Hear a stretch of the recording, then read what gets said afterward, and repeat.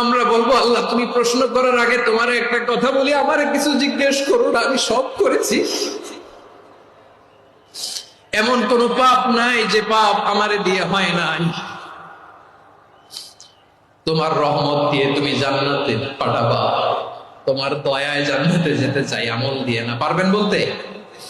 কিয়ামতের দিন আমরা বলবো আল্লাহ আমার আমল দিয়ে জান্নাত চাই না, আমি তোমার দয়া দিয়ে জান্নাত চাই। তোমার দয়া ছাড়া আমার কোনো উপায় নাই। কারণ আল্লাহ যদি বিচার করে বাঁচার কারো উপায় নাই। আল্লাহ যদি বলে ফেলেন তুই এটা করলি কেন, ওখানে গেলি কেন, কোরআনে 1000 বার নিষেধ করলাম তারপরেও এই পাপে জড়ালি কেন, এরকম প্রশ্ন ছুড়ে দিলে আমার উত্তর আছে? বাঁচার কোনো উপায় আছে?